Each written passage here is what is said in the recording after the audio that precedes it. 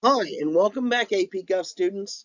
Today's video explores how the U.S. Constitution has been interpreted over time to shape the relationship between the national governments and the states, the heart of federalism. In today's video, we'll cover different constitutional interpretations, some important Supreme Court cases, and the impact on federal and state powers. Let's dive right in. Dual federalism, which we talked about in the last video, often called layer cake federalism, treats states and national governments as separate entities with clearly defined powers. This was popular from the founding all the way through the 1930s. The states and the federal government operate in their own spheres. There's limited federal intervention in state affairs. For example, the states managed most local issues, while the federal government focused on national concerns like defense and tariffs.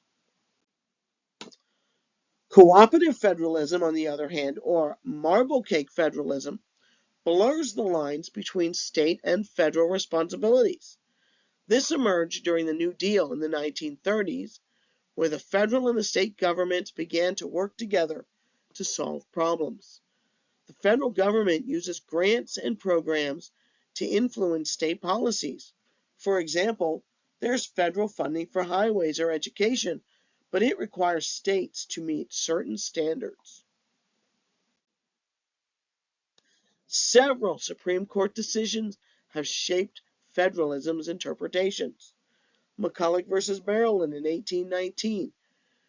This one is a required case, and it established federal supremacy and implied powers. States are not allowed to tax federal institutions.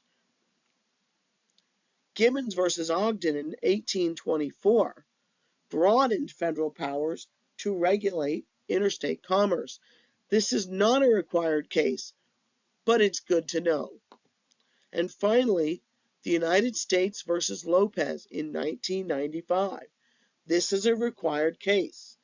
This limited Congress's commerce power for the first time in decades and signaled a shift towards state authority. Federalism continues to evolve. Debates over states' rights versus federal mandates. Issues like health care, education, and marijuana legalization highlight tensions. Some periods favor stronger federal power, while others emphasize state autonomy. Where do you think we are right now in our country?